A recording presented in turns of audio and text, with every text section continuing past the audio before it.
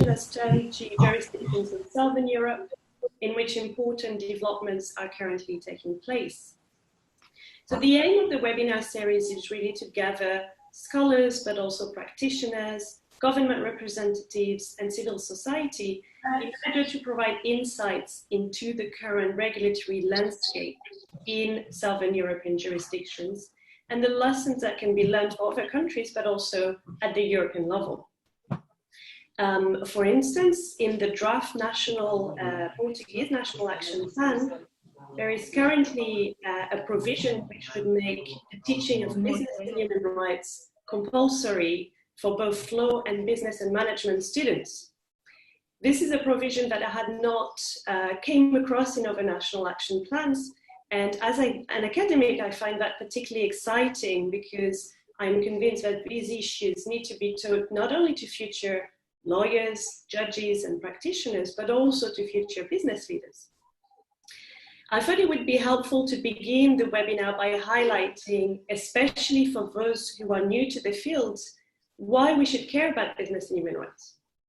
From widespread issues of child labor in supply chains of chocolate companies, to issues of forced labor in tiny fishing boats supplying international supermarkets, to environmental degradation and climate-related impacts of companies in the extractive industries, to health and safety and labor issues in textile factories supplying international brands, it is now widely acknowledged that business activities can and do indeed affect all internationally recognized human rights across the globe. With the COVID-19 pandemic, companies' responses have often fallen short of being human rights compatible. We have seen, for instance, many companies in the textile industry using the force majeure clause to refuse to pay orders that had already been produced. So there has never been a more critical time to place human rights and environmental considerations at the forefront of business practices. In June 2011, the UN Guiding Principles on Business and Human Rights were unanimously endorsed by the Human Rights Council, and they constitute today the first globally accepted framework in the field. The framework rests around three pillars: the state duty to protect human rights, including against human rights abuses by business enterprises, the corporate responsibility to respect human rights, which entails acting with due diligence to avoid infringing the rights of others and addressing adverse impacts when they do occur, and the need to ensure access to effective remedy for victims. However, the non-binding character of the UN Guiding Principles and the other instruments that they have inspired at the international level, such as the OECD Guidelines for Multinational Enterprises or the ILO Tripartite Declaration, have led to poor implementation by both states and companies of their human rights responsibilities in practice. This was recently confirmed in the 2019 assessment of the Corporate Human Rights Benchmark, which measured the human rights performance of 200 of the largest publicly traded companies in the world across several industries, and which found that nearly half of the companies scored 0 against every human rights due diligence indicator. In the study for the European Commission that we recently undertook together with my colleague from the British Institute of International and Comparative Law, just 1/3 of business respondents indicated that their companies undertook due diligence which takes into account all human rights and environmental impacts. In Germany, the government recently released the results of the 2020 monitoring process, which revealed that only 13 to 17% of large German companies adequately meet their due diligence obligations. Against the backdrop, the calls for regulation at the national, European and international level have been intensifying. And interestingly, we have also seen a growing number of companies publicly supporting regulations. These are normally companies that are already well engaged in their human rights journey and would like to level the playing field. In a moment, Heidi Hautala will be talking about the developments at the EU level.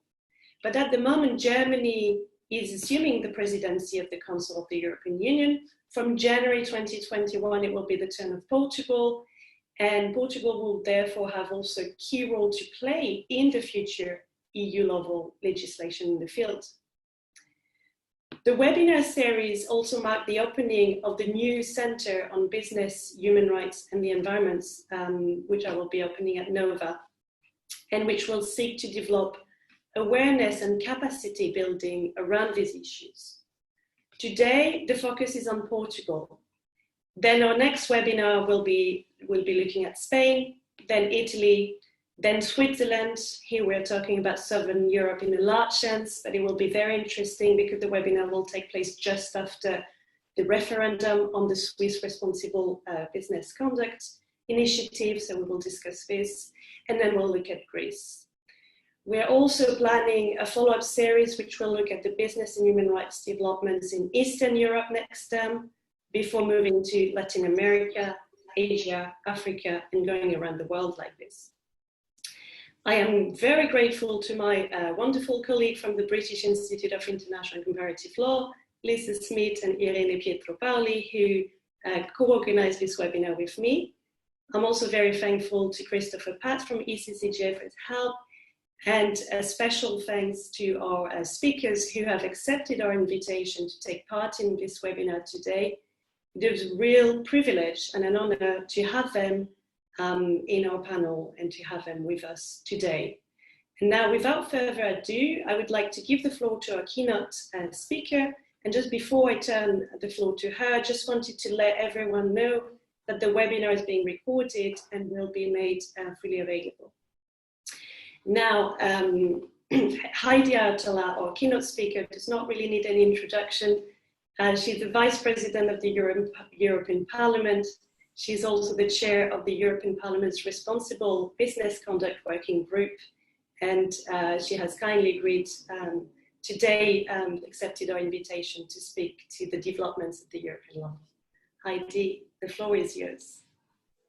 Thank you very much, Claire, for a very good introduction. And I'm absolutely thrilled to be with all of you this afternoon because, as you mentioned, Claire, there has been much less attention to what is happening in Southern European countries relating to business and human rights.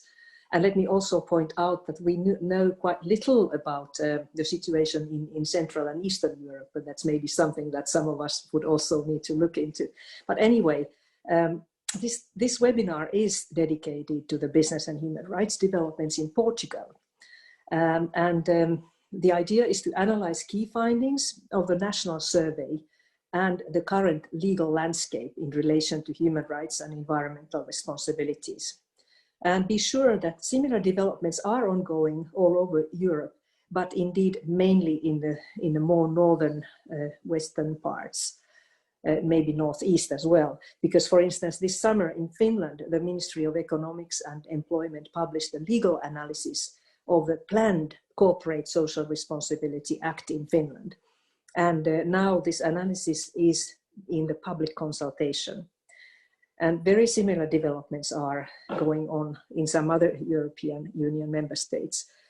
There is a plethora of national initiatives.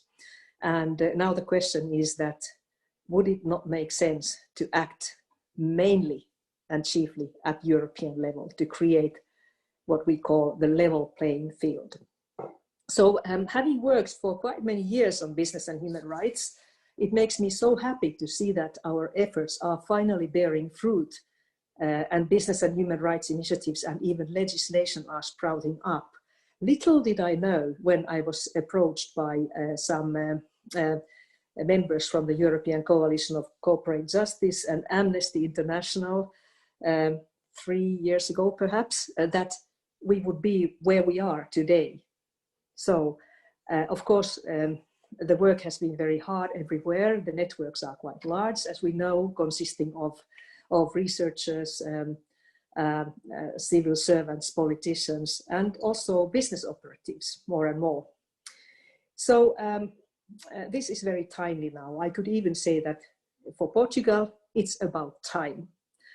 And next year, we will be celebrating the 10th anniversary of the unanimous endorsement by the Human Rights Council of the United Nations Guiding Principles on Business and Human Rights, which Claire Bright mentioned.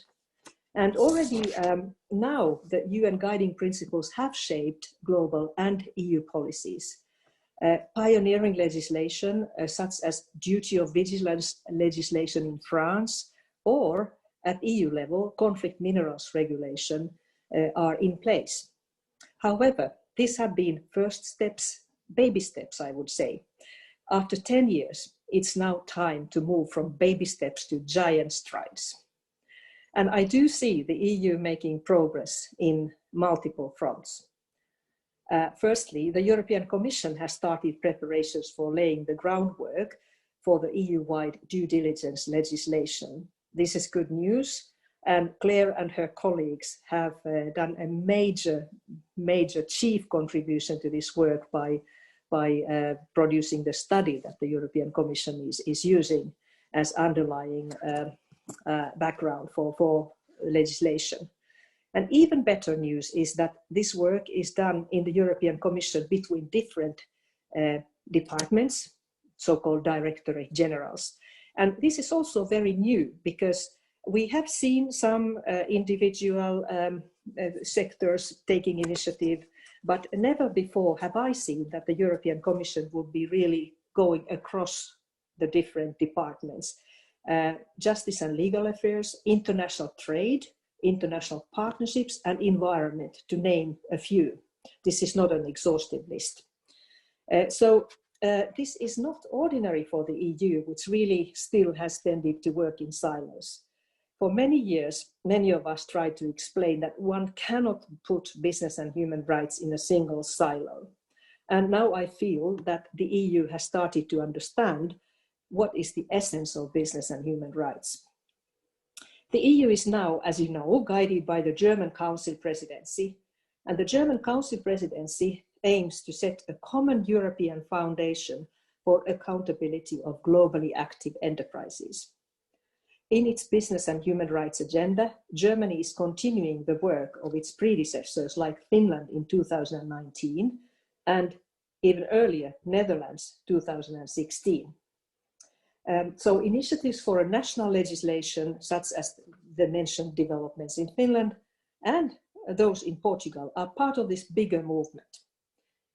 So, colleagues and friends, the United Nations Guiding Principles on Business and Human Rights and its implementation is the starting point, a cornerstone for any legislation, be it national or EU level. And we all know that the UN Guiding Principles implementation requires the so-called smart mix of measures. The EU must use all its policy tools in a smart way. The EU must set general horizontal due diligence legislation that applies to all companies that operate in the EU internal market. The EU may set sector-specific legislation and regulation to specific sectors. And I've been very much involved in the work on cocoa sector and other forest risk commodities. Or one can name textiles. In the same way as the EU has reacted on conflict minerals. So the EU may also use its trade policy measures, such as trade agreement provisions, to promote implementation of the UN Guiding Principles in partner countries and promoting also other responsible business conduct standards. The EU may use its international partnerships and development policy measures to promote best practices, provide expert assistance, and to help partner countries in capacity building needed for efficient UN Guiding Principles implementation.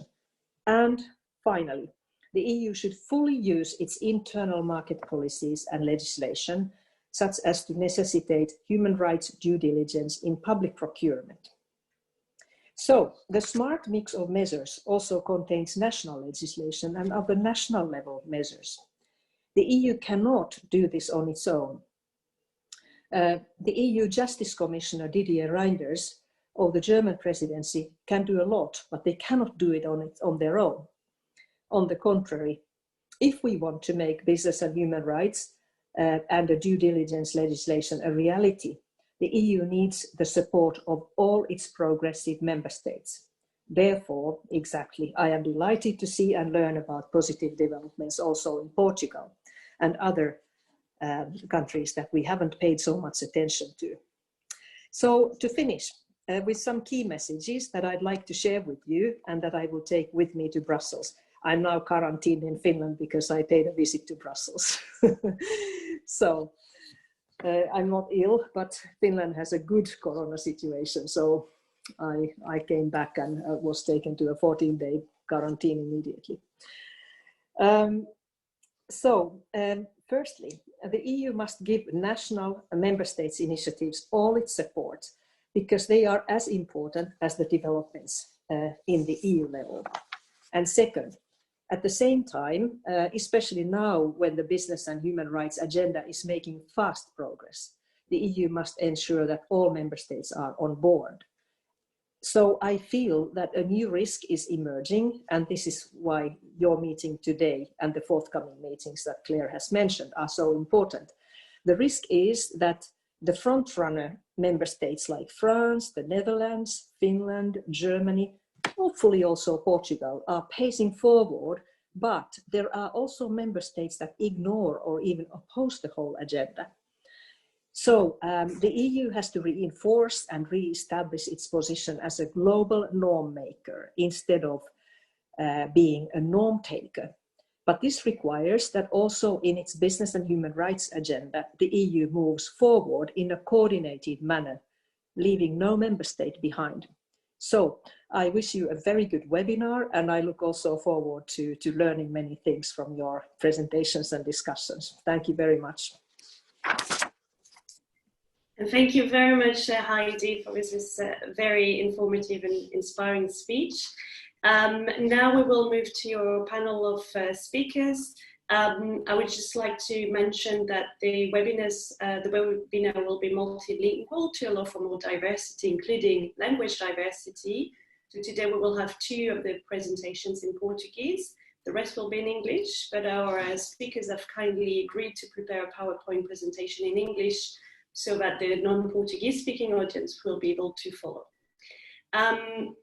So our first speaker of our panel is Pedro Almeida. Pedro Almeida is a legal advisor at the Ministry of Justice in Portugal, and he very kindly accepted our invitation to speak despite being actually on annual leave right now. So I'm very thankful, Pedro, for the time. The floor is yours.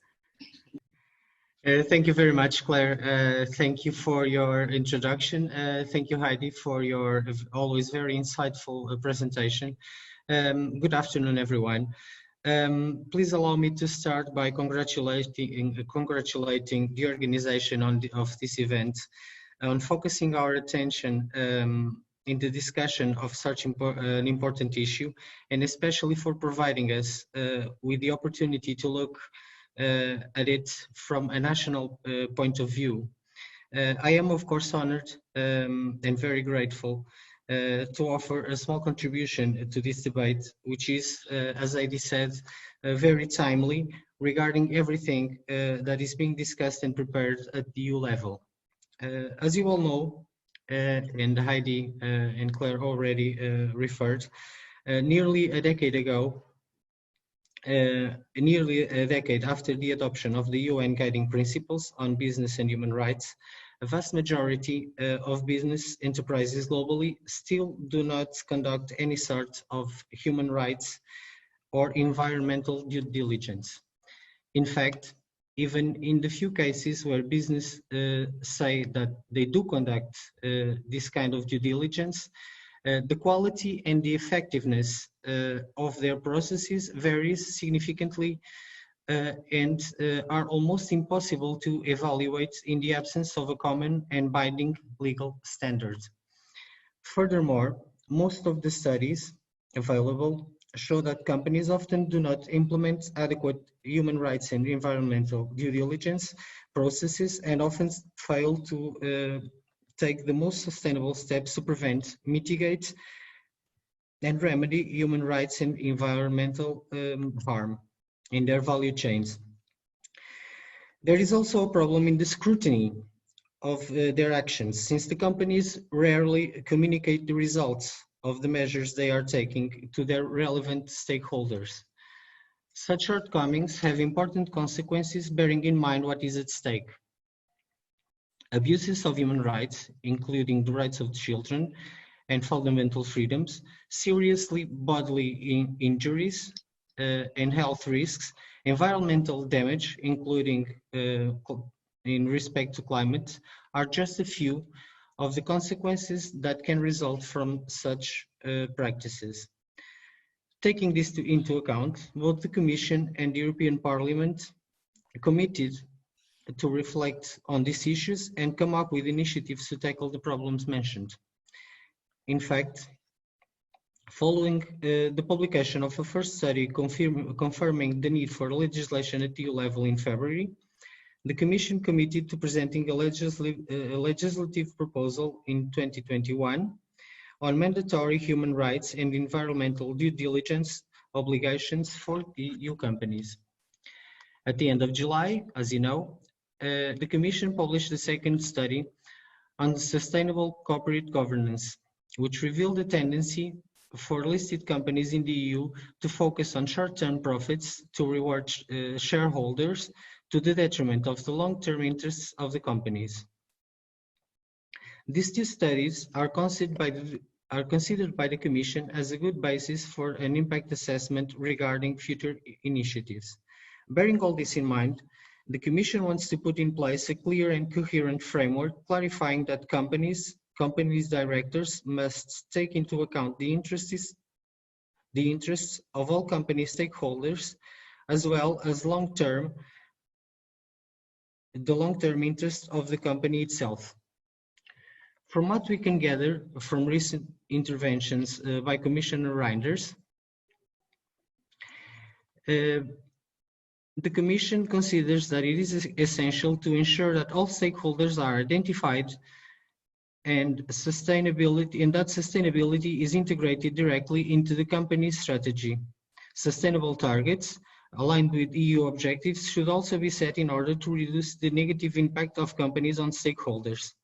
Also, with regard to the scope and accountability, the first impressions point to an option for a broad coverage initiative with special focus on the enforcement of mandatory due diligence by supervisory authorities.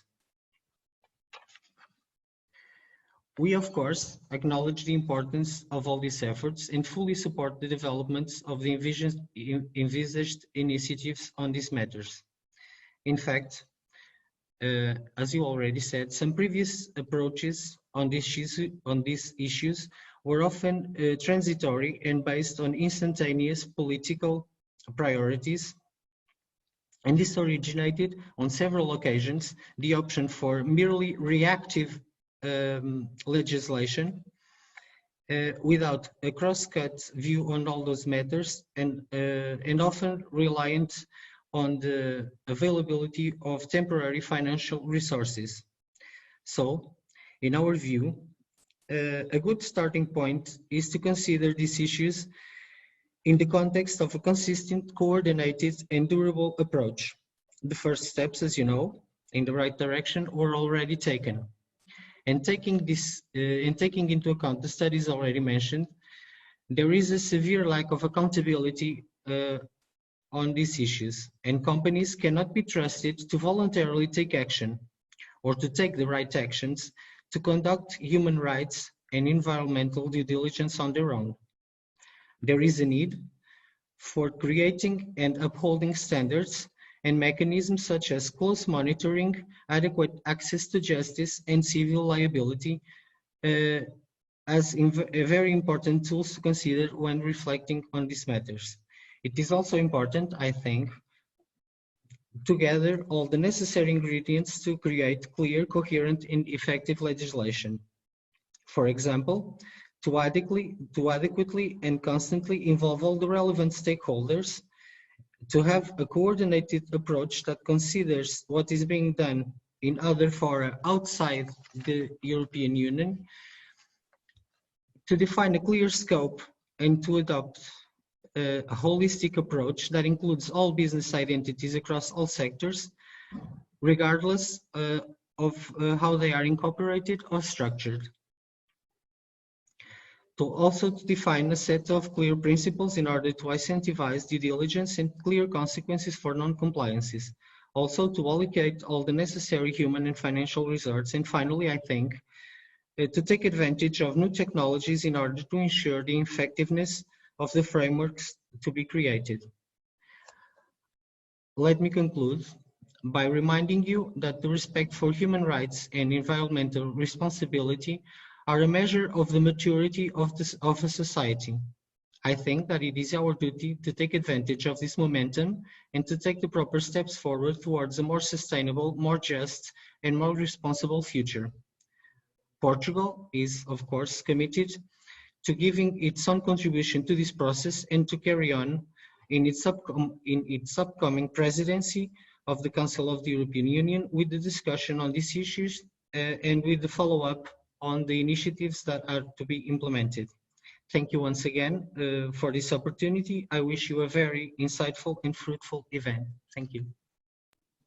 And thank you very much, Pedro. It's very helpful to hear also the position of Portugal on these issues. And now we will move to our next panelist. I would just like to make a quick, to mention quickly that we will have a Q&A at the end, so anyone who has questions for our speakers will be able to ask them at the end of the presentations. So our next speaker now is Teresa Violent. Teresa Violent is a research fellow at the VU Erlangen-Nürnberg and a visiting research fellow at the Max Planck Institute for Comparative Public Law and International Law. Her research focuses on comparative constitutional law, European law and human rights, and she has previously worked at the Portuguese Constitutional Court. Today, Teresa will be presenting to us the Portuguese legal landscape on business and human rights. Teresa, the floor is yours. Thank you, Claire. I also take the opportunity to thank the conveners for this wonderful webinar and for bringing this topic forward in Portugal. I would also like to thank the other speakers and the participants for being here with us today.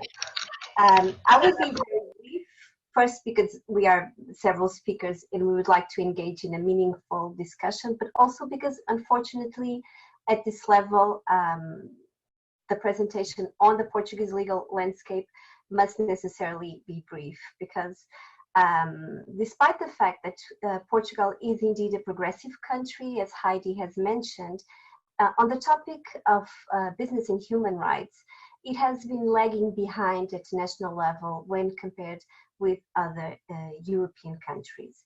Business and human rights has not been a very visible topic at the academic literature level, nor at the political level.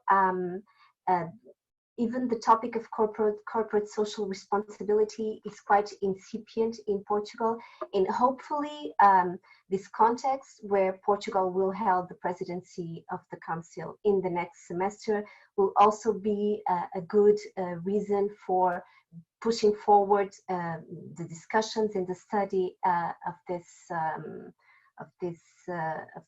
this topic at the internal level.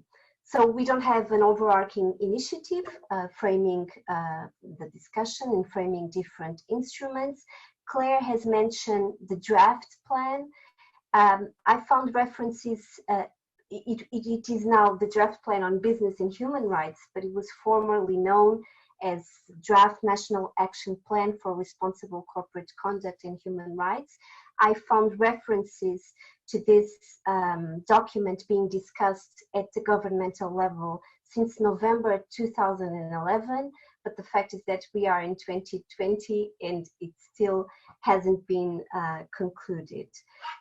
So what I plan to do, given this, what I think that this is the most important aspect to be mentioned with respect to Portugal, of course, we have the bulk of international law generally applicable. We are a founding member of the OECD, etc. But this is the most important factor to be mentioned with respect to Portugal. So the remainder of time that I have will be focused on 5 different topics, which I think is worth mentioning, and that pertain to this field of study related to preventing and addressing human rights violations by the business sector. And these 5 main topics are related to corruption, gender equality, disclosure of non-financial information, and the employer's responsibility in ending domestic violence. And we can talk about hard law initiatives on one hand, and of course soft law initiatives on the other hand. As to what regards hard law initiatives, and specifically concerning corruptions, we have legislation that mandates the existence of the elaboration of risk assessment plans regarding corruption, which are mandatory for public sector enterprises, and that establish that public companies pursue social goals such as environmental, consumers protection, gender equality, non-discrimination. Although this is pretty obvious, it's very important to frame a general mindset regarding the importance of businesses in general, not only public but also private, with respect to their impact on the social level, regarding the discussion of whether the businesses should only pursue profit or are also mandated to pursue other interests. And in that regard is also worth mentioning the implementing national legislation concerning the European Accounting Directive as amended in 2014, which introduced changes to the Portuguese Companies Code in order to make it binding for certain companies, and mainly the larger companies, to include in their management report a non-financial statement. So we all know what we're talking about here, the disclosure of non-financial information.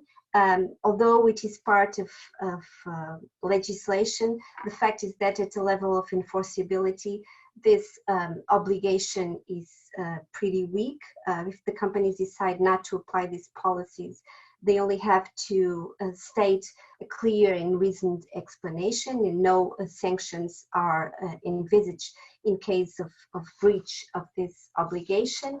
However, it is worth noticing that in this regard, the Portuguese Securities Market Commission is holding until the end of this month public consultation regarding the adoption of a template report.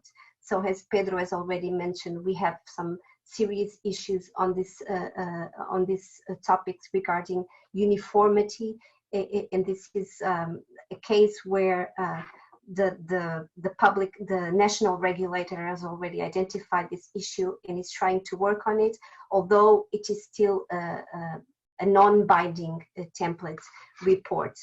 Regarding gender equality, and apart from public companies, listed enterprises are, since 2017, obliged to have a minimum representation of 33% of the underrepresented gender, with some sanctions attached. This is a legislation that has met several difficulties in its implementation, mainly because we were dealing with a sector where women's representation was still is, but it was very weak. At the level of soft law initiatives, I would like to mention the good practices to fight domestic and gender violence as guidelines to companies and employers, which have been produced by the Commission on Citizenship and Gender Equality, and also the plans against domestic and gender violence, which must be adopted by public employers, also as recommended by the Commission on Citizenship and Gender Equality. Equality plans are mandatory for the larger companies, for the listed companies, and they are subject to non-binding recommendations that can be formulated by this commission as well. And finally, I point to the anti-corruption risk assessment and management of corruption plans, which must be drafted by every body, public or private, which manages public resources. This has been a recommendation by the Council for Prevention of Corruption since 2010. And to end, in the beginning of this month, on 7th September, the government announced the National Strategy Against Corruption, and it includes both soft law and hard law future initiatives to be adopted.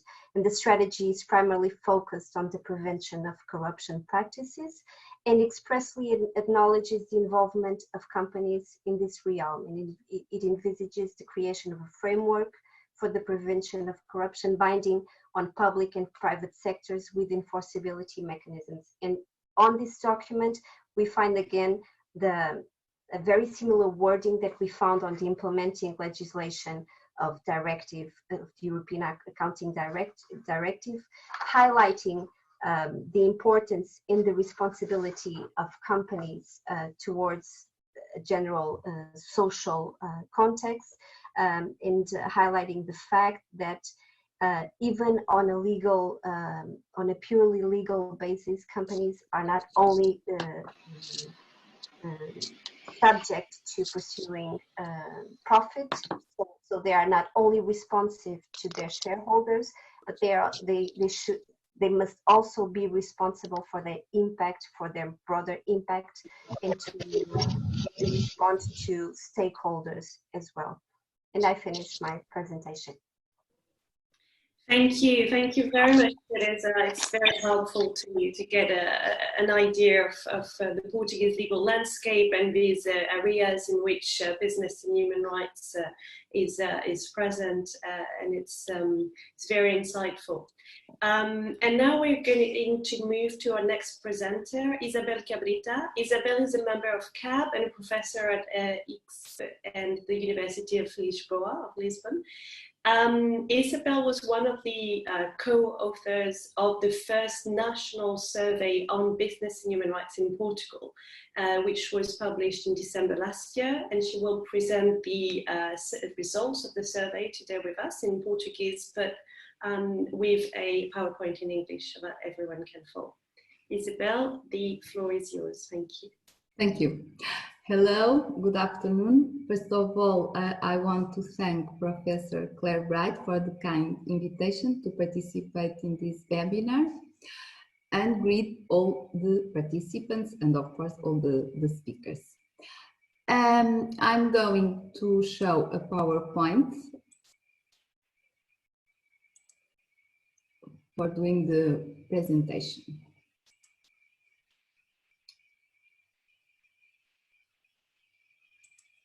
Okay. The title of my presentation is Business and Human Rights in Portugal, Key Findings of the First National Survey on Responsible Business Conduct and Human Rights. The research team of the survey are 4 investigators of CAB University of Lisbon. Here are the names of the 4. The survey was the result of a joint initiative of the research team of the Business and Human Rights Project in Portugal and the guide of the Portuguese government.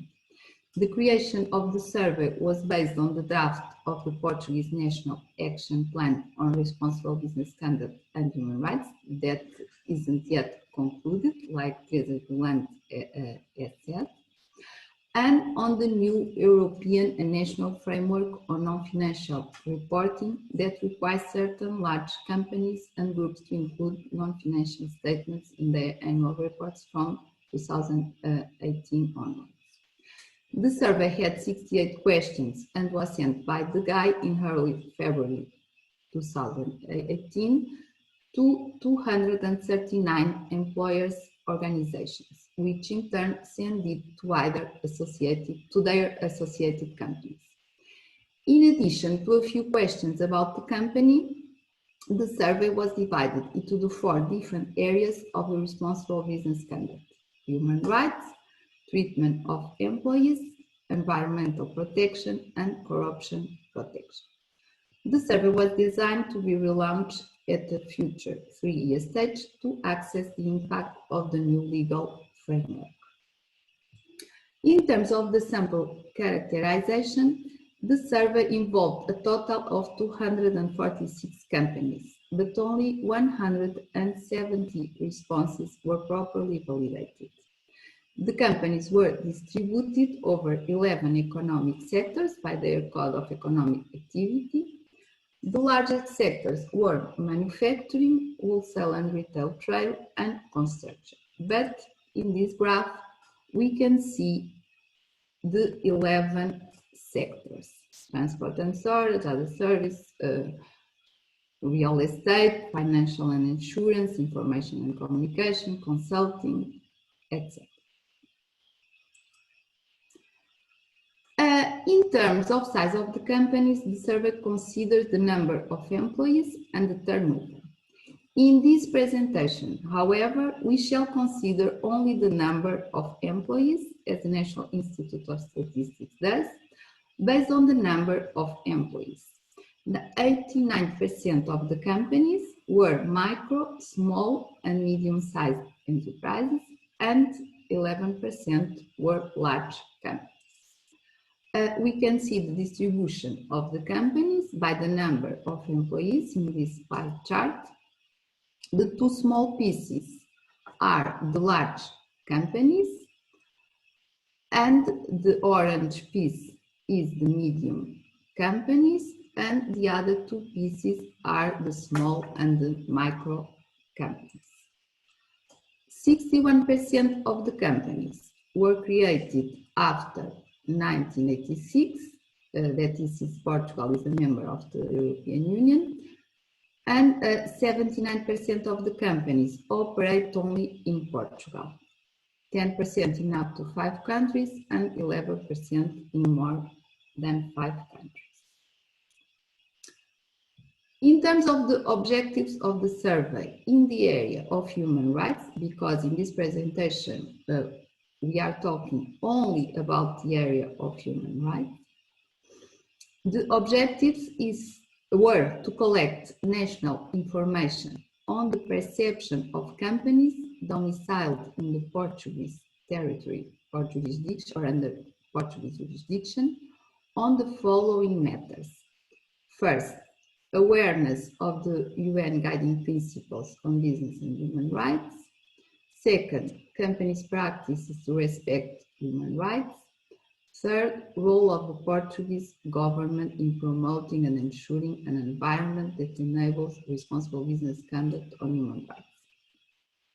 In terms of methodology, the survey included 17 questions in the area of business and human rights and followed the methodology recommended in the guide, How to Use the United Nations Guiding Principles on Business and Human Rights in Company Research and Advocacy.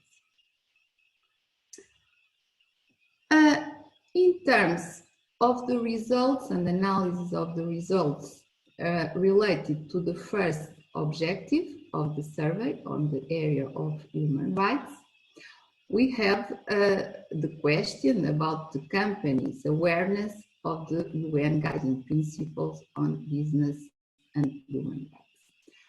And the results show that only companies with more than 50 employees revealed a reasonable awareness of the UN guiding principles. In small and particularly in micro companies, the level of awareness was very low. Overall, less than half, 47% of the companies have answered yes. In terms of the second objective of the survey in the area of human rights, we have several topics. on companies' practice to respect human rights. The first topic, public commitment on human rights. The results are the following. Only large companies with more than 250 employees show a reasonable result about having a public commitment in the form of a single statement in their website or included in a broader document, such as a code of conduct, that address all international recognized human rights and that is shared with employees, companies, contractors and suppliers and consumers. Overall, less than half, 31% of the companies have answered yes, respective to the public commitment. The other topic, human rights due diligence. Only in the group of companies with more than 500 employees declare to have processes in place to identify and assess actual or potential adverse human rights impacts with which they may be involved, either through their own activities or as a result of their business relationships. The result in the small and medium enterprises and micro enterprises on human rights diligence processes were very low, as you can see. Overall, less than 1 in 5 of the companies have answered yes, 17%. Another topic, specific policies on salient human rights issues. Here, the results show that most companies with more than 50 employees declare to have specific policies that address salient human rights issues. For example, a policy on non-discrimination or on data privacy. In small and particularly micro companies, the results about specific policies were very low. Overall, less than half, 37% of the companies have answered yes. Another topic, remediation.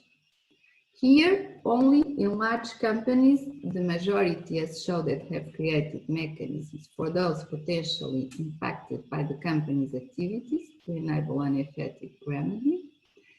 The results in small and medium enterprises on remediation are very low, you can see. Overall, less than 1 in 5 of the companies have answered yes. Another topic, tracking performance.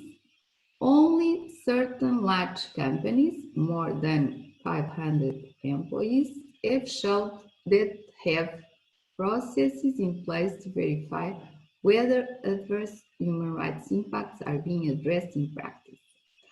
Overall, less than 1 in 4, 23% of the companies answered yes.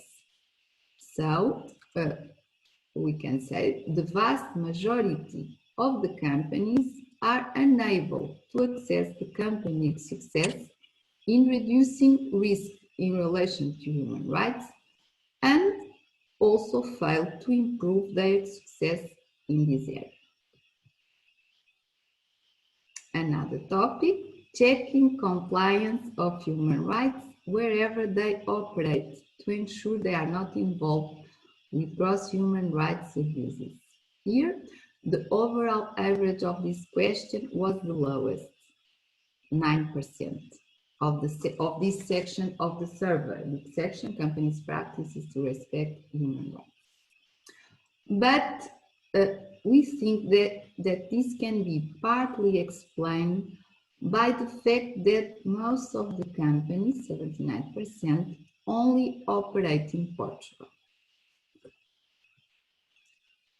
Finally, the topic, partnering with national and international authorities. The results shows that most companies, regardless of size, think that they are not cooperating with national and international authorities in the promotion of new human rights policies and practices.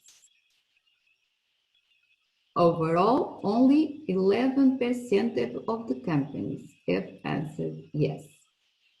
I think in reality, this is the lowest result, not the other that I spoke earlier, because here all the companies, not only the companies that operate outside Portugal. In terms of the third objective of the survey, we have the key findings on the company's perception of the role of the Portuguese government in promoting and ensuring an environment that enables responsible business conduct on human rights. Here, the results shows that most companies, regardless of size, think that the government does not ensure adequate access to effective remedy for the victims of business-related human rights abuses. The government does not ensure adequate example in business and human rights practices, nor can facilitate and support business initiatives for responsible business conduct on human rights. Overall, only 1/4 of the companies found that the role of the Portuguese government in responsible business conduct in human rights is adequate. Now, final conclusions. First, less than half, 47% of the companies know the UN guiding principles on business and human rights. Second, the overall average of the company's practices to respect human rights was very low, 23%. Third, only 1/4 of the companies, 25%, think that the role of the government is suitable to provide and enable an environment for responsible business conduct on human rights. Therefore, given the fact that companies have the responsibility to respect human rights wherever they operate and whatever their size, there is still a lot of work to be done in the area of business and human rights by both companies and the government in Portugal. Companies must know and show that they know their actual or potential impacts on human rights, prevent and mitigate abuses, and address adverse impacts in which they are involved. The government must provide an enable environment for responsible business conduct on human rights. The roles of companies and government are complementary and interdependent in these matters. Many thanks. Many thanks, Isabel, for your presentation and for this survey, which is extremely interesting to give an overview of what are the current business practices around human rights, environment, and due diligence in Portugal. And I think there are many extremely interesting elements in that survey, but one element which I found particularly interesting is also to notice the differences between small and medium enterprises and larger enterprises, as you showed us, in terms of awareness of the legal framework, the UN guiding principles on business and human rights, etc., and in terms of their due diligence practices and generally the way they approach human rights in their activities. And this is something which is important and that might also be helpful when we think about designing legislation in the field. Yes. Now we will move. Only one thing, in Portugal, the vast majority, 99.9% are small and medium enterprises. Exactly, and that is also the case in there are also other countries such as Belgium, for instance, where a vast majority of companies are small and medium enterprises. So I think it's also very interesting to take that into consideration when we think about legislation, how to reach also these companies for responsible business conduct. So now we will move on to, and I'm sure we'll come back to that later, and we'll have a lot of questions for you. We'll move on now to our next speaker, Beatriz Albuquerque. Beatriz is a lawyer at Vieira de Almeida and Associados. She's passionate about business and human rights. She did a fantastic master's dissertation on the topic of why we need human rights due diligence quite a few years ago already, and it was quite forward looking at King's College.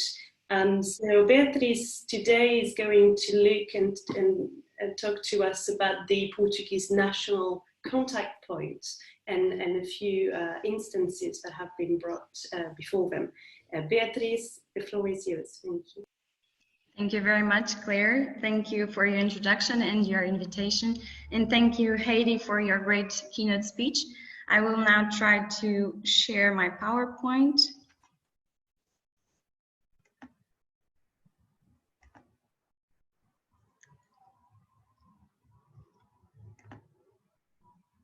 I hope you are already seeing it. All right, yes, so I will be speaking about the Portuguese National Contact Point for Responsible Business Conduct, which was created under the OECD guidelines for multinational enterprises.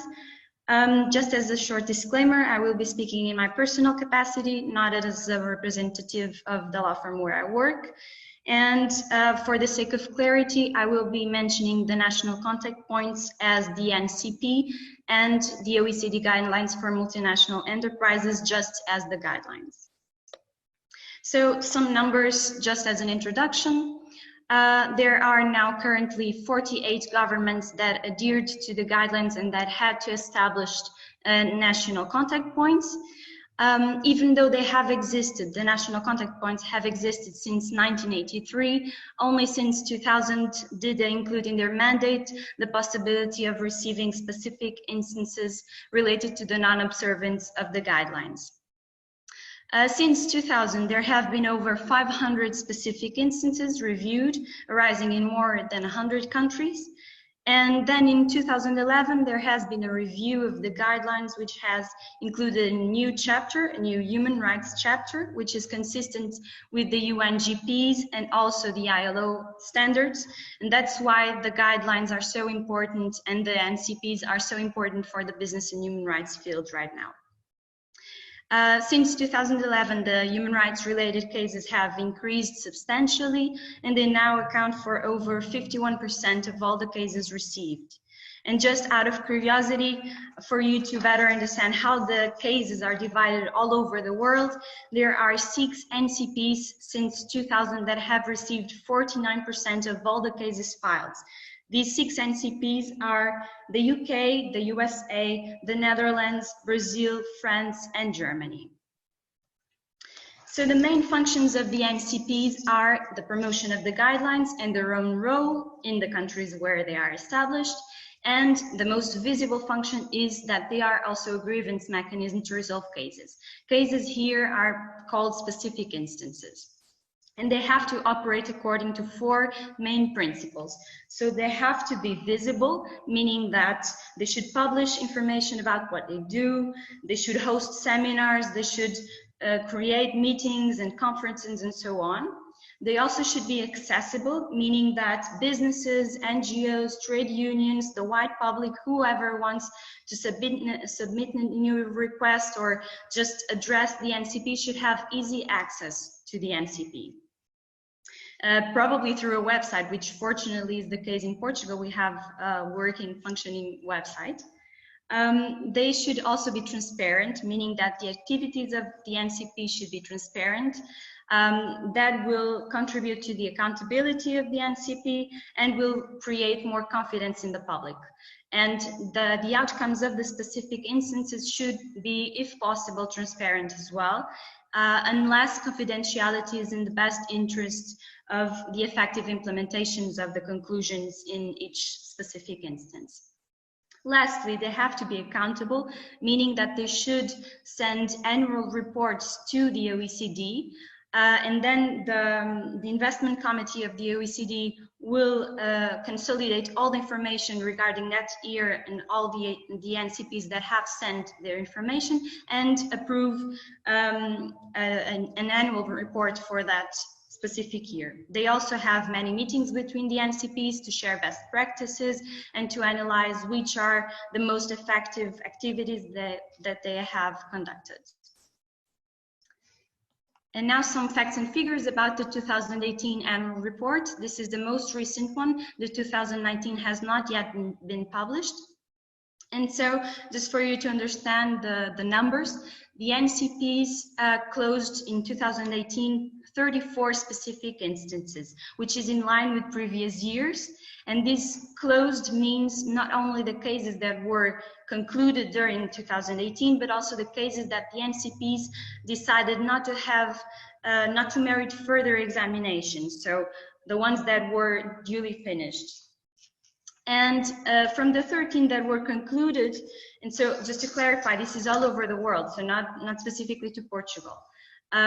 So from the 13 that were concluded, 11 underwent mediation and only 4 cases reached agreement, which is a substantial decrease from the previous years. It decreased from 83% to 36%. But gladly, a lot of new submissions were filed in comparison to the average 25. There were 52 new submissions filed. So other interesting numbers are there. So 52% of all the NCPs have received specific instances. That was not the case for the Portuguese NCP in 2018. It has not received any new instance and it has not finished or closed any specific instance either.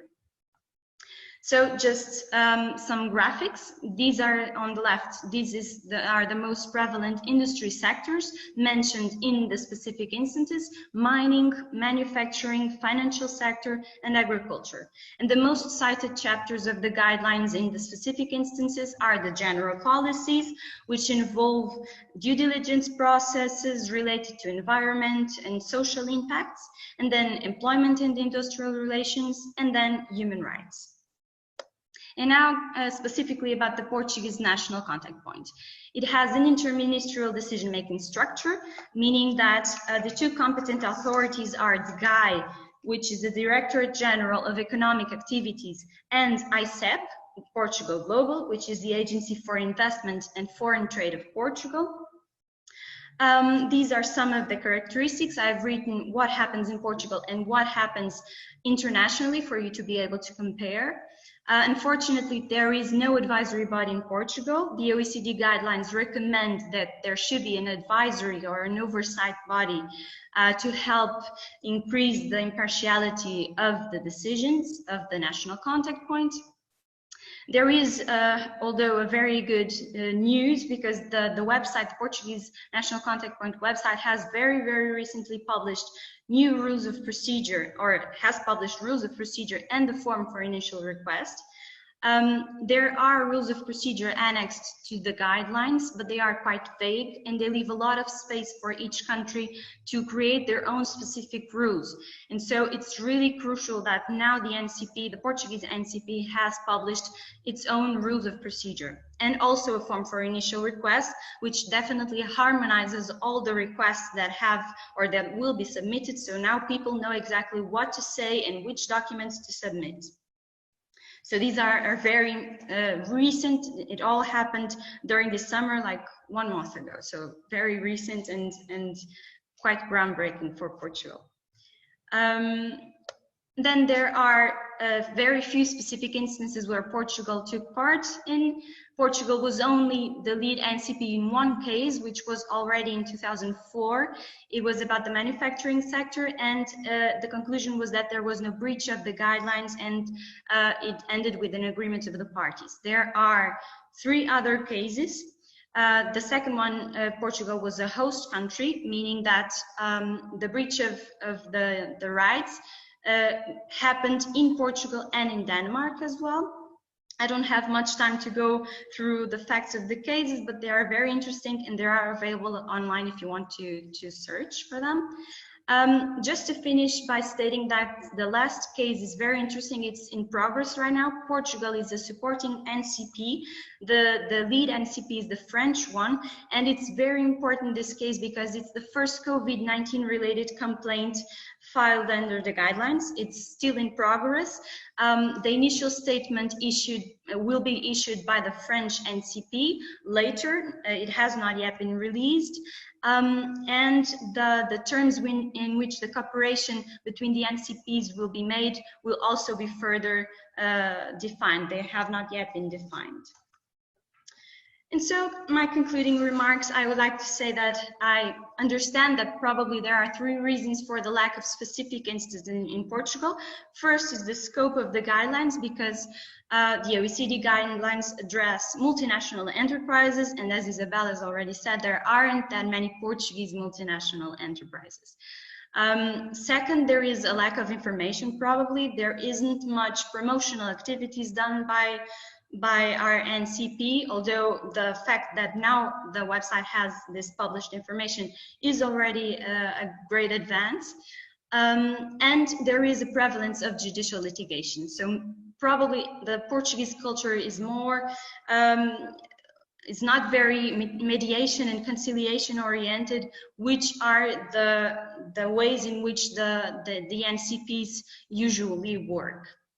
And just to conclude, I would say that the NCPs can play a role as a de facto grievance mechanism for the UNGPs and international labor standards. So they have a huge potential, and because they benefit from having very few procedural barriers to execute their functions. And so they can handle cases arising virtually everywhere, as long as there is a connection between that place and an adhering country with an NCP. So this was my presentation. Thank you very much. If you have any questions, I would be able to, if I would be able to help, I would gladly do so. Thank you very much.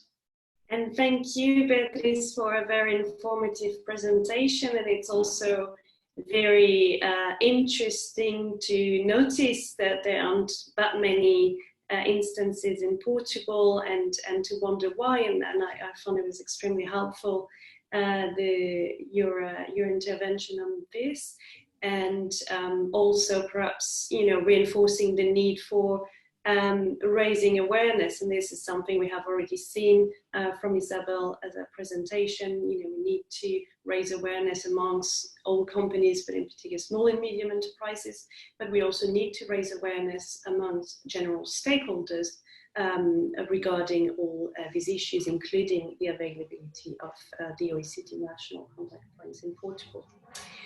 And now we will move to our next speaker, Pedro Neto. Pedro is the Executive Director of Amnesty International Portugal, and so he will give us the perspective of Amnesty on these issues. Pedro, the floor is yours.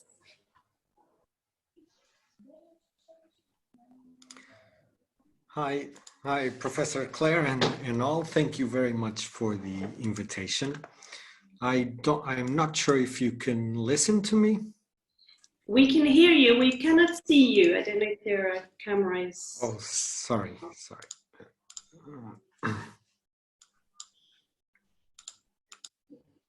Pedro, I can see you. I don't know if anyone else can see you. Claire, perhaps your view is just been adjusted. Sorry. Maybe just me. Okay. Yeah. Okay. Thank you. So thank you, Claire, for the invitation, and thanks to all the insights the prior speakers have said. I will try to differ a little bit on my perspective, but I apologize if I repeat the ideas that some of you already mentioned, especially Teresa and Isabel. I will try to escape a little bit from the legislative initiatives and to focus more a bit on public policies. As you may know, Amnesty International focuses both on advocacy and lobby to achieve results on human rights, but also on campaigns, on public campaigns and on public human rights education. So trying not to repeat what others have said, but completing what mainly Teresa and Isabel has said, I will try to focus on another scope. Firstly, I wanted to congratulate this initiative and to involve the civil society organizations. Sometimes it's very hard to speak on NGOs and civil society organizations of business and human rights, because business and corporations and companies are a bit demonized, because some civil society organizations are a bit going to the left, and I don't need to explain the ideology of a more leftist thought and political vision on businesses.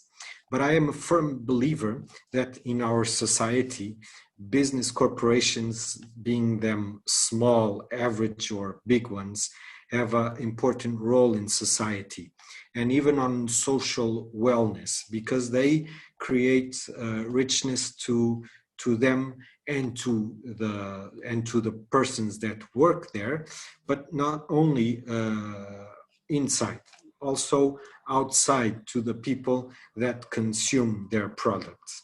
If a product is good, the society consumptions it. Well, sorry for my rusty English. So what is the concern of human rights and businesses? It also has other stakeholder that I would try to put here, that is environment and climate change issues. Because in our economic system of production and extraction, we get our goods into the environment, into nature. And if we don't do it in a sustainable manner, our economic and social rights, our food, our everything we use, even our clothing, come from extraction from nature. So we need to do it in a sustainable way so that we don't end our resources. And we don't starve. So this would be the first part of the compliance between business and human rights that I would wish to talk about and to address, that it's the importance of the environment, to protecting environment and to do extraction and production in a sustainable way, so that our economic and our most basic and important human rights, like that cause poverty and that cause starving and that cause even mobility and migrations, don't get jeopardized.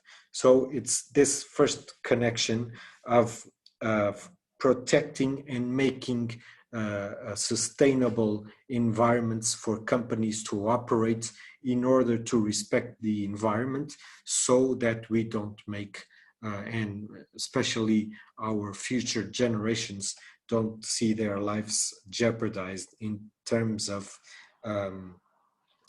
food, of water, and all those basic things that come from nature and are part of our everyday human rights. On the second level, we have, I would like to mention that for this to happen and for human rights to be compliant and exists on companies and on businesses, we need three levels of responsibility. Because this is a complex system, an intricate system, as Isabel Cabrita mentioned before, not all the businesses and companies have notion of their responsibility of their social responsibility and of their responsibility on human rights. It's on the workers' rights, but also on the products they build and transform. So the three levels of responsibility we have, and to be very quick on my presentation and my speaking, are of three. First, to the government's level. And this is to international governments and also to national governments. We need public policies like you mentioned before and several speakers mentioned before. We need public policies, but mostly incentives to companies to work in compliance with human rights and with ethics and with respect for what they extract and how they transform, what they pollute, and what they do to their workers and to their consumptions. So governments in the public policy, and this is the same if you believe in a more present government or in a more flexible government. They need to do neither, it's not depending on their ideology or more to the right or to the left or to the model of the state, if it's a social state or continental way state, on more like the United States and Anglo-Saxon countries, or more social, it doesn't matter. They can do, regardless of this, they can and they must do due diligence and public policies that incentive companies to have responsible behaviors toward the environment, on social and economical human rights, and towards human rights in their entireness. The second level of responsibility is, of course, from companies, and to the companies that are producers and transforming products to deliver to society through their business models. Companies need to track their chain of production. Recently, Amnesty International launched a report that on cattling in Amazonia. Cattle was eating grass from territories in the Amazon forest that was protected. Then they passed to other farms that were legal. But first they were farming in illegal lands. Then they passed to legal lands and to legal farms. And then the meat was bought by companies. So the companies need to track the entire chain of production to ensure that they are not feeding a business model that is not ethical and not respecting human rights and environmental rights. So this, and then their production of and transforming of the and processing of their products need also to be respectful of human rights. Of course, they will do it if they see that they will gain something with this. And this is made by the public policies and incentives of governments that I have spoken before. And this is also made on the third level to incentive companies to do it. And this third level is of citizens, consumers. It's from all of us. We need to have, as consumers, we need to have alternatives. And I'm talking about the complex chain of production, but also to the basic stuff. I don't know if any of you has paid attention when we go to the supermarket, for instance, of the amount of plastic, for instance, that the packages of the products we buy every day have. So we need, in the first level, governments; in the second level, businesses; in the third level, consumers. We need alternatives, not only to the products we buy, but also to the packages, if they are human rights friendly, if they are healthy friendly, and health is a human right, and if they are environmentally friendly. And we also we saw already that environment has a really close link to ECOSOC human rights, to economical and social human rights. So we need to have alternatives. And sometimes upper class and middle class can choose between a product that is more expensive and more human rights friendly and environment friendly, but middle class and people and communities that live in poverty cannot choose. Their way of choosing is the most cheapest product. And we need to tackle this to help communities, all the communities,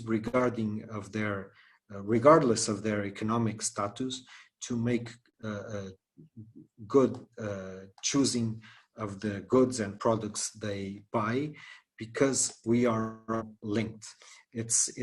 I was in South Africa 1.5 years ago, and I made a visit to the islands. I'm forgetting the name now, where Nelson Mandela was in prison.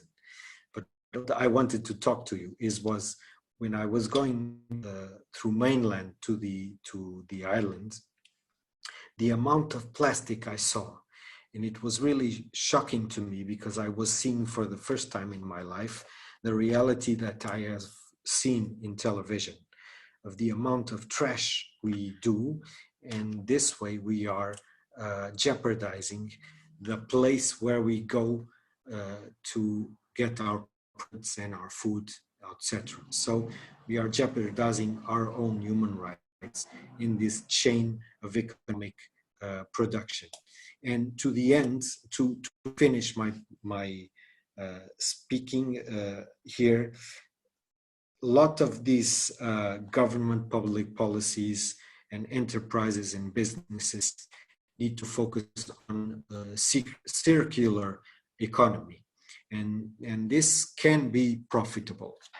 Just the final idea, I'm very happy to be learning and listening to you, because Amnesty International here at Portugal and also the international movement, we are trying to plan and to work on education. Because if businesses feel pressured by the public and by everyone to deliver more sustainable and human rights and environmental friendly products, they will follow. We are seeing that already. Some businesses are changing their products to more environmentally and human rights friendly products. Pardon my last idea. I was well surprised in a visit to a supermarket recently, where I saw that the cosmetic products were with some preoccupation of environment and ethical production. So businesses are feeling that the public is already demanding for these human rights and environmentally friendly products. So we need to focus on this. This is not a new experience. I was on the summer cleanings, and I found this book in my bookshelves, and it's already been worked on sustainable and responsible consumption. So we need to do this systematic work, and thank you for this great initiative, because we are combining here strengths to do that, to make it happen on all levels of responsibility that we have: governments, businesses, and citizen consumers. Thank you all for listening to me.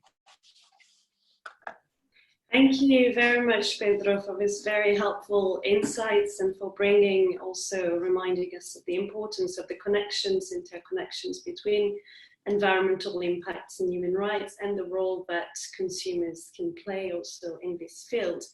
And now moving on to our next speaker, we're going to have yet another angle added to this, which is the angle of the trade unions. So we have Hugo Dionisio with us, who is a practicing lawyer, but is also a member of the General Confederation of Portuguese Workers, CGPT-IN, and he will be giving us these insights from that perspective as well. Hugo, the floor is yours. Sorry, I hope you hear me. You hear me? Yeah. Yeah, we can hear you. I Okay. can't see you. I can see you now. Yeah. You can see me now. I'm going to share a presentation. Just 30 seconds, please. Yeah.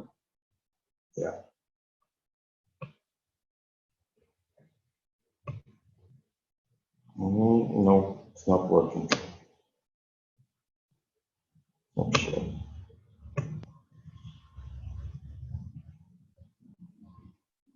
Perhaps you can just try again sharing your screen and opening the PowerPoint on the screen. Yeah, it's open, but it's not working.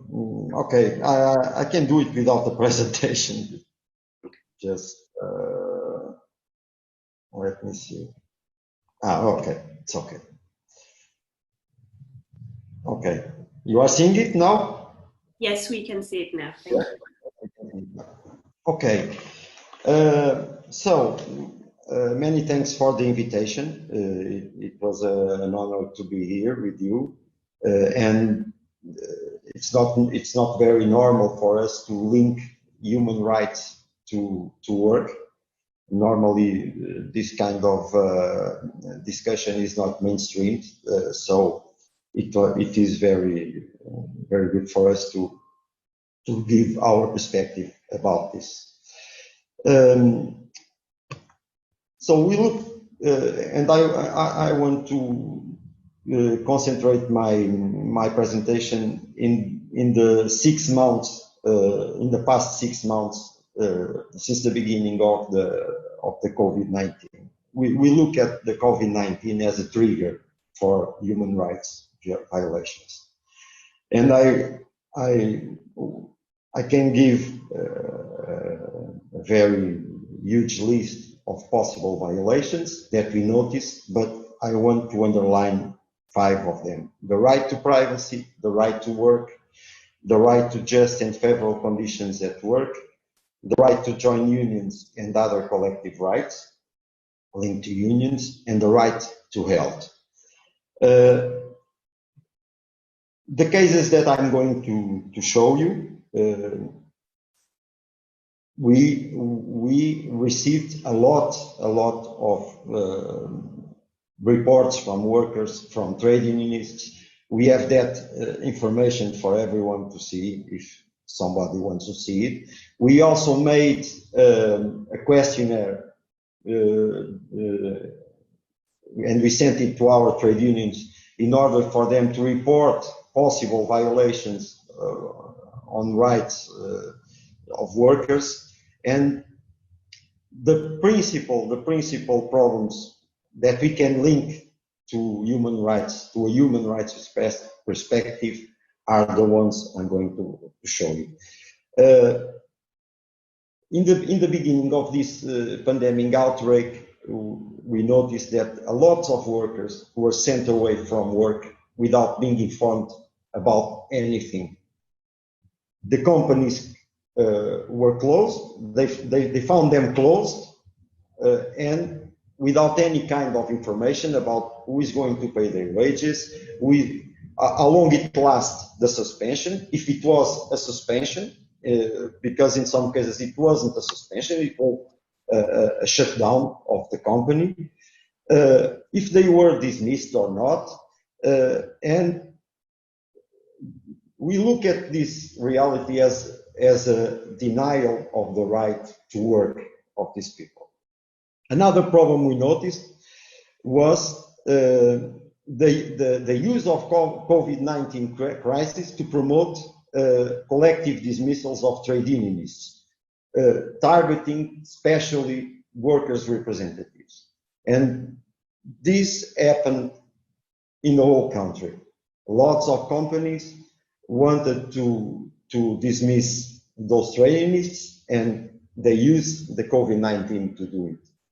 The crisis, the economic crisis of COVID-19 to do it. We noticed also situations of moral harassment and the promotion of fear for unemployment to get people to accept working rights violations and decent working rights violations. For example, in the privacy context, we noticed in the teleworking area a lot of privacy violations. Companies that asked workers to leave the camera on so they can see them working. Employers that ask workers to make inspections in their own houses in order to see if they are comply with the rules, with the company's rules. We also noticed lack of protection and prevention against COVID-19 inside companies. Even this week, I received a lot of messages of workers asking us if the companies are obliged to provide masks, face masks, in order to prevent COVID-19 to them. So a lot of companies don't respect the space between workers. They don't provide masks. They don't provide alcohol. They don't provide the basic things to do this protection against the disease. And a lot of companies, and not only the companies, avoid to work with trade unions. Even our government today has published in our Republic Diary a law today, not a law, it's a Ministry's Council resolution, but in order to regulate working conditions, it has effects on working conditions, and they don't consultate the trade unions. And this is a very important right in Portugal, because trade unions have the right to participate in the making of the labor law. And the COVID-19 was used also to avoid this work with the trade unions from the government and also from the companies. When we look at the companies and if they are aware, in our perspective, concerning human rights, we think that human rights are not a real concern in the working context. Lots of companies maybe are aware of it, but to be aware doesn't mean that they comply with it. Another problem is that only a small number of companies, the biggest ones, and it was said before here in this webinar, mostly the biggest companies are aware of this issue, and they link it to social responsibility and business ethics and so on. But in our point of view, most of these cases are more linked to communications and marketing policies, to the public, to the consumers, are targeting the public and the consumers, than about the right to decent working conditions. It's not very common to link human rights and work in Portugal.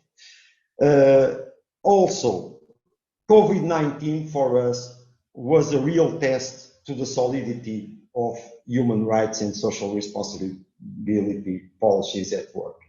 And we can say that most of the companies failed the test. We can provide lots of examples of huge companies with more than 500 workers, with huge profits that dismissed a lot of workers, that don't comply with the basic rules about trade unionism, and so on. And the workers, and in the side of the workers. In the side of the workers, we think that one of the problems is that workers themselves, they don't link working rights abuse to a human rights perspective. It's not very usual, even for trade unions, to talk about this problem. Workers are not also familiarized with the legal instruments they have to enforce human rights at work. Also, labor inspection has serious practical difficulties, especially in a pandemic environment.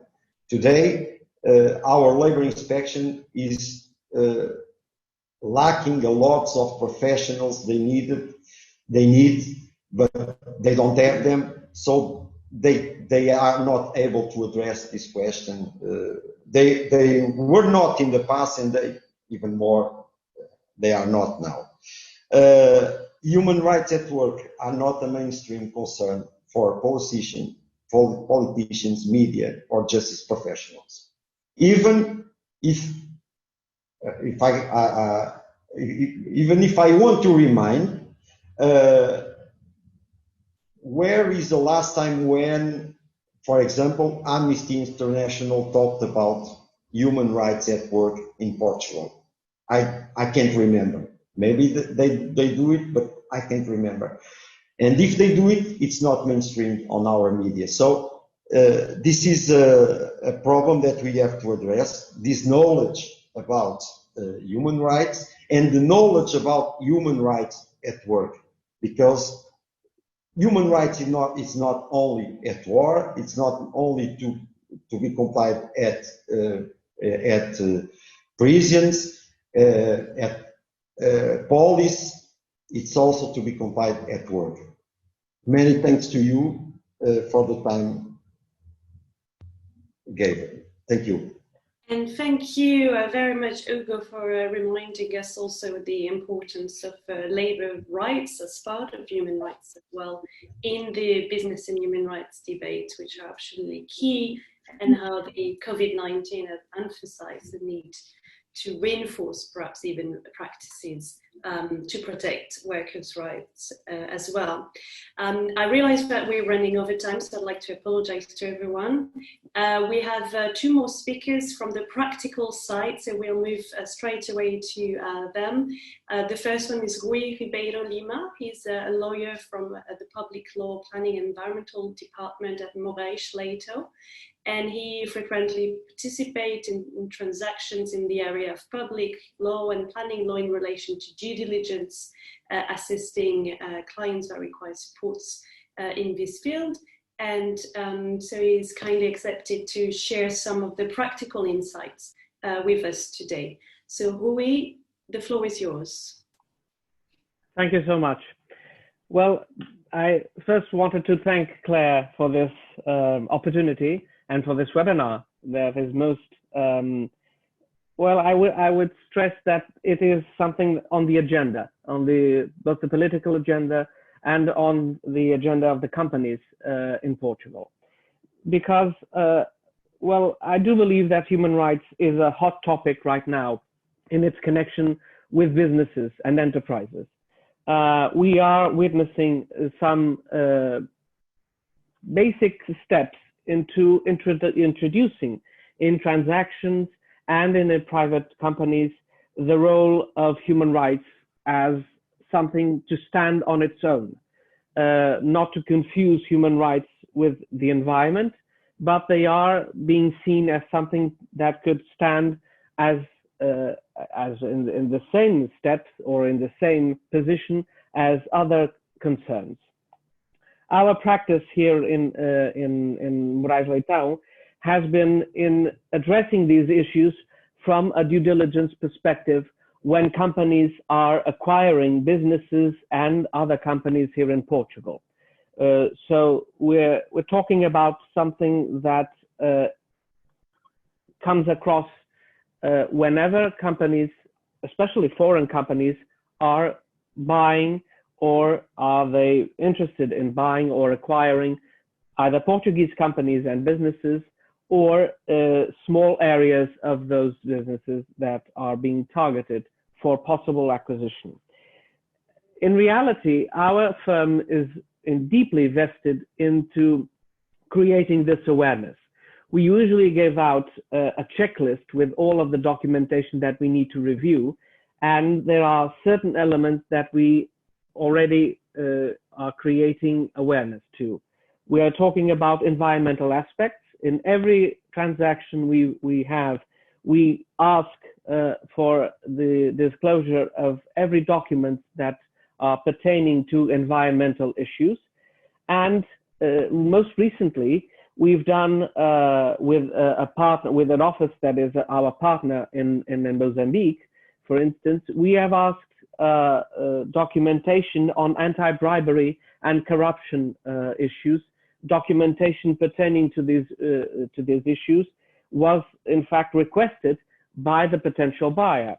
So this is something that we are creating awareness, and we are in fact having more instances in which other companies are actually asking for us to do a due diligence on these types of issues. Either we are just acknowledging or assessing the compliance of the company with the mandatory regulations, but also under a soft law perspective, the client often asks us to review certain practices in the companies that are being acquired. We in Portugal have what I say glimpses of human rights interconnecting with businesses from a public perspective in what concerns public procedures. In public law, we have the relationship between private companies and state-owned companies, or in procedures in which the state or other public entities have a role. There are already several mandatory rules in terms of human rights compliance. I would point out that our public procurement code has some specifications that need to be implemented, or at least is viewed to favor some contractual clauses that the private individual or the private company needs to have in order to comply with the public tender specifications.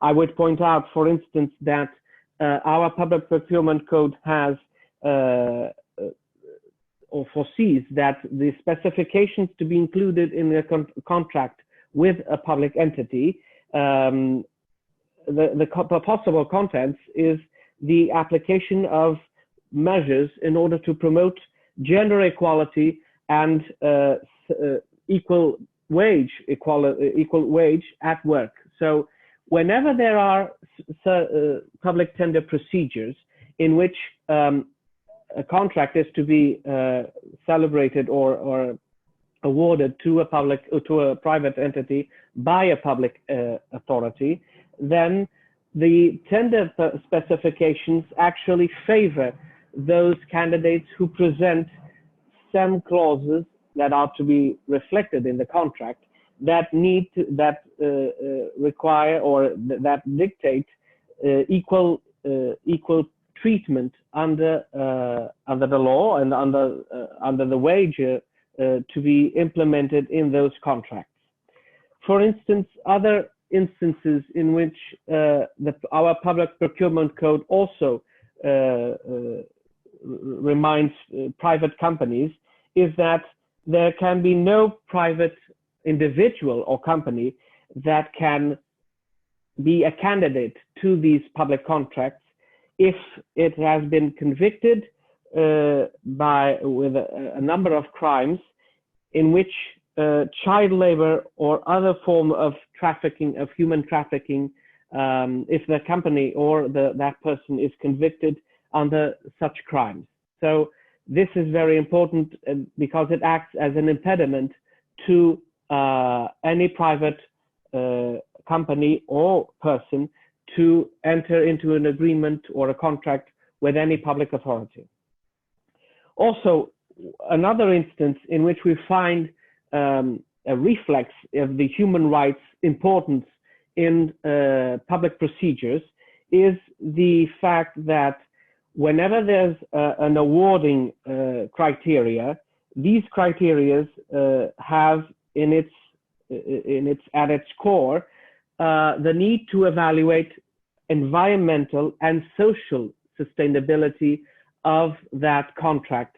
Whenever that candidate is presenting its proposal, the jury of that tender procedure needs to take into account environmental and social sustainability to have these concerns at the heart of their decision. I would say that in Portugal, we are getting these, as I said, glimpses of human rights legislation in terms of influencing in this case, the contracts between private entities and public entities. But I would mention that there are a few transactions in which we are witnessing an increasing concern for human rights and human rights violations, at least. For instance, if a company is acquiring another company or its business, it is usual to ask us to have a review on certain elements pertaining to human rights violation. I mentioned one example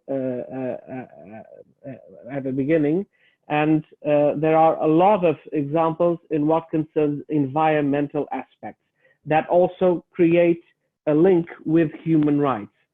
So I would say that the future, as we proceed or progress into a more awareness of human rights in businesses, I would say that the focus will be on trying to define a scope of these human rights. What exactly is human rights are we talking about? Are we talking all of them, or are we trying to create a specification in what is more important and creating a prioritization of those human rights? I do think that will be the next step in our legislation and in transactions in general, because I do think that it is important for businesses to understand precisely what is their scope in terms of compliance with human rights, because they do not fall under the same category. We're talking about basic human rights, are we talking about social human rights, something that were given more importance throughout the years in terms of what it is we're dealing with. So I would say this: lawyers also provide awareness or at least try to create preventive measures in transactions whenever they are called to review or to conduct due diligence, because we are able to create awareness of compliance with the human rights as they stand on its own, not linked with other situations or other issues such as the environmental side of transactions. I would say that we do begin to have increasing concerns about this, but I do think it's a process and it needs to be enlarged and it needs to be further implemented in our legislation. Thank you very much, Rui, for these extremely helpful practical insights. And now staying on practical insights, but with a slight comparative touch, we're going to move on to our last speaker, who is Celine de Graça Pires. who is human rights specialist at Business for Social Responsibility. And she has a dual French and Portuguese nationality. She's been working also a lot in France with French companies, and she's going to bring us also this comparative insight from her experience working with French companies, and that what lessons could be learned for Portugal. Céline, the floor is yours. Thank you so much. Can you hear me well? I'm trying to share my screen. Well, yes. Very good. Are you able to see my screen? Yes, we see. We can see that.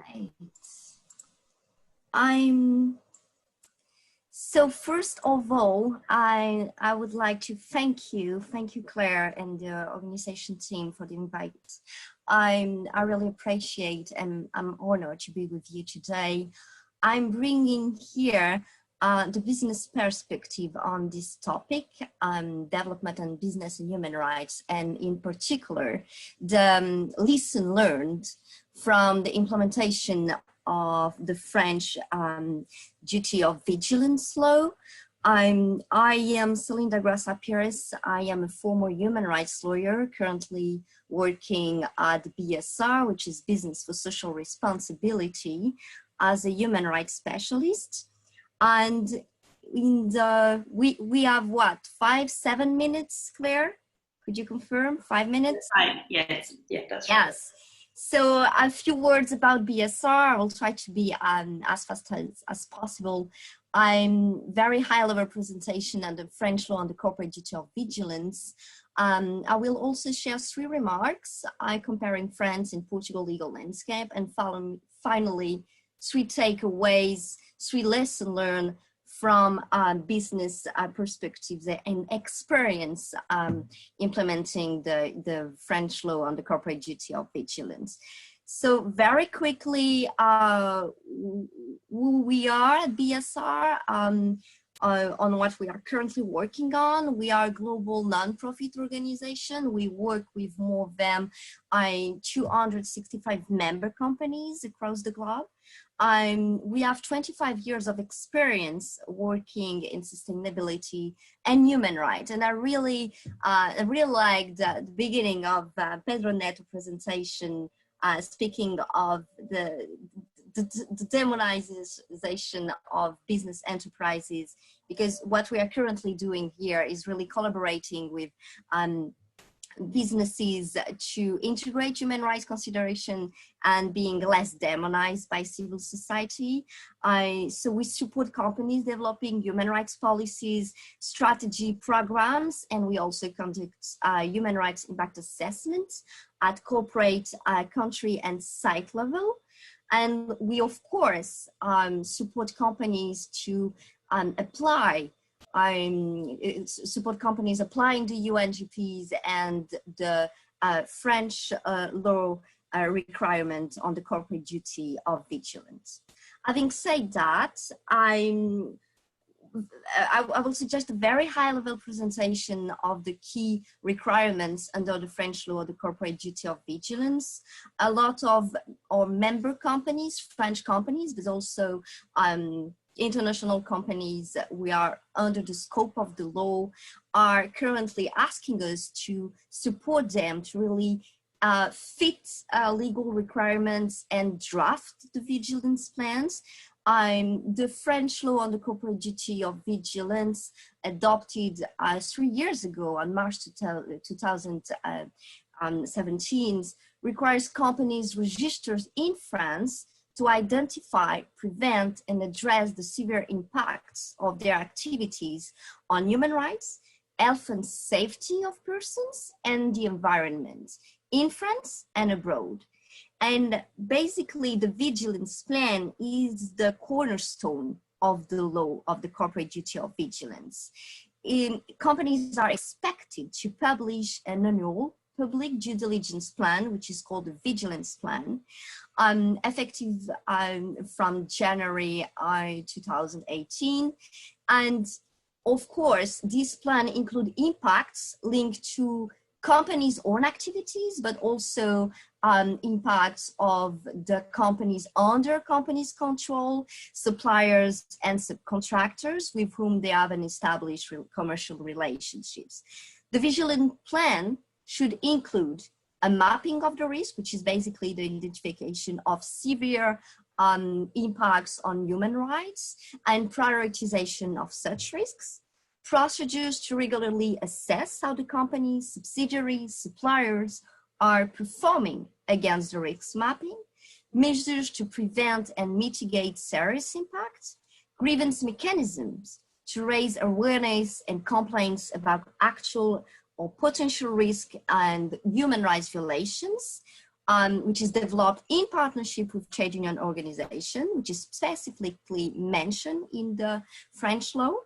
And finally, monitoring mechanism to really evaluate the implementation and the effectiveness of preventing and remediation measures implemented. And of course, the vigilance plan should be drafted and implemented in consultation with all the company's relevant stakeholders. So at BSR, we are currently supporting our members to implement and to fit those legal requirements by helping them drafting and communicating externally on their vigilance plans. And I would like to share with you 3 remarks I'm looking ahead, comparing France and Portugal legal landscape that can be useful to have in mind at the time of implementing the EU mandatory due diligence legal requirements. So first of all, business landscape.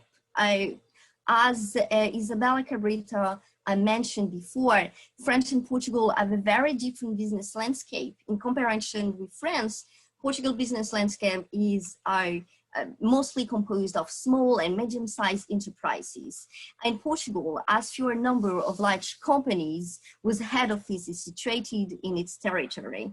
So if we make the comparison with the French duty of vigilance law, which is mainly applying to large companies with at least 5,000 employees within the company itself or its subsidiary, or applying also to companies registered in France, which have at least 10,000 employees, including in their subsidiaries who registers abroad. So this is this gap between small and medium-sized businesses and large companies within the Portuguese business landscape is a key element to have in mind at the time of drafting a legislation framework for business and human rights in the country.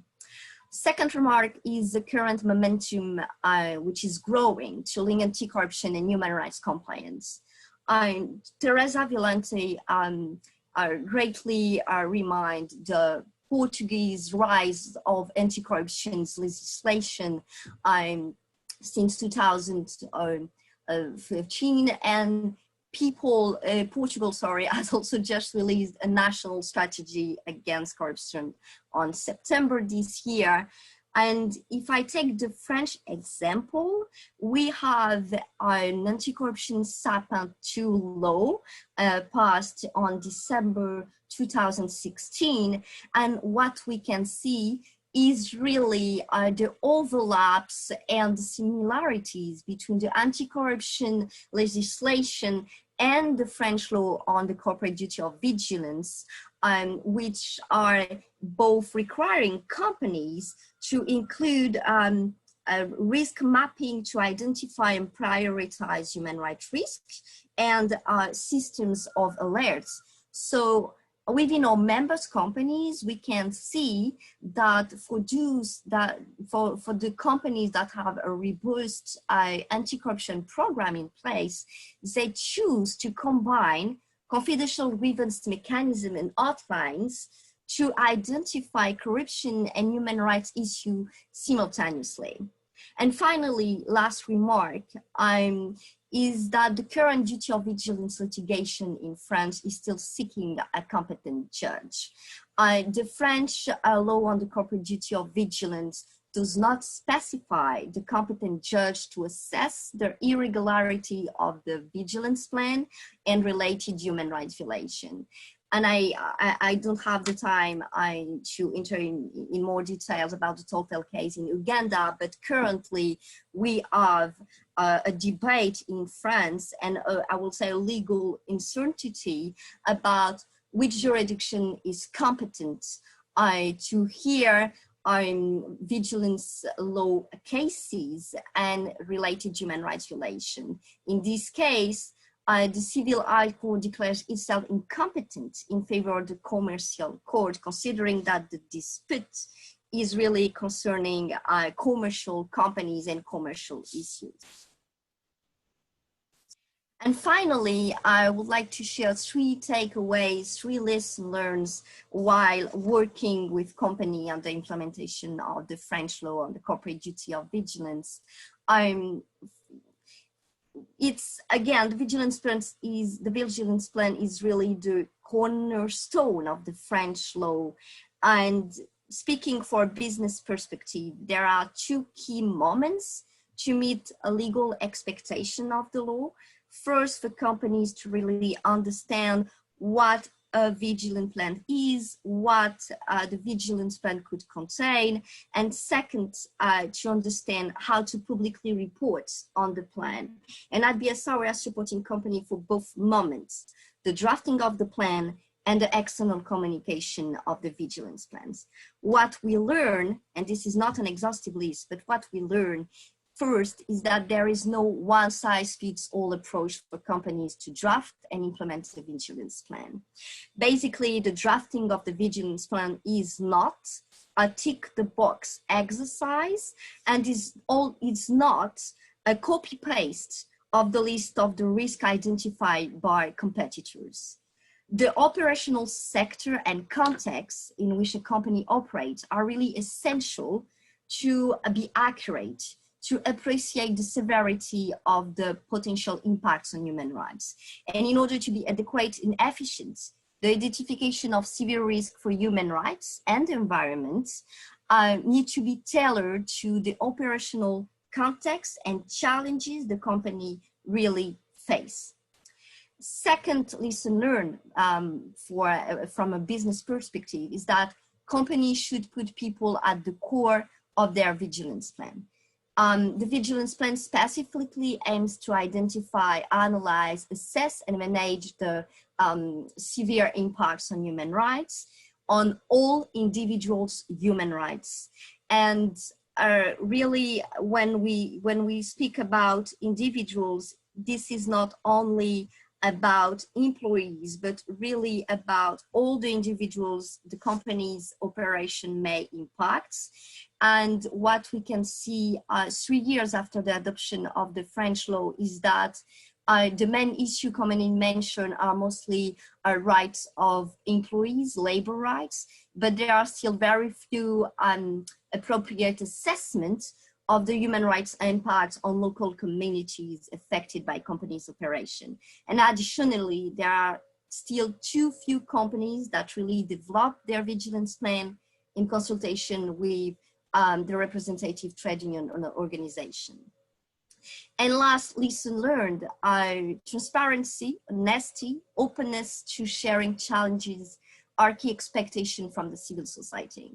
We heard from the stakeholder we interviewed during the vigilance plan drafting process that they are really expecting French companies, international companies under the scope of the French law to really explain the process undertaken to identify severe human rights risks across their value chains and really provide details on the methodology, the criteria they use to identify the salient human rights issues. They are looking for really concrete example of potential negative impacts. And what we can see from a BSR perspective is really that leading vigilance plans are those who are transparent on companies' potential adverse impact and that really share openly challenges from the risk mapping exercise, which increases stakeholders' trusts. That's it. I'm sorry for being over time, and I'm very will be very happy to discuss the topic with all of you if you have additional questions. Thank you so much, and thank you so much, Claire, again. And thank you, Céline, for bringing this very helpful comparative perspective and lessons that can be learned from the French experience.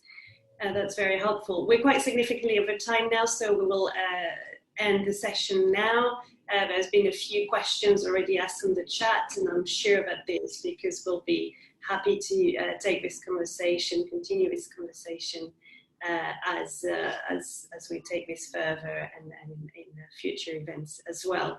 So for now, I would like to thank you all very much for your participation today. I would like to thank our speakers for taking the time to be with us and for the very helpful insights that they have provided.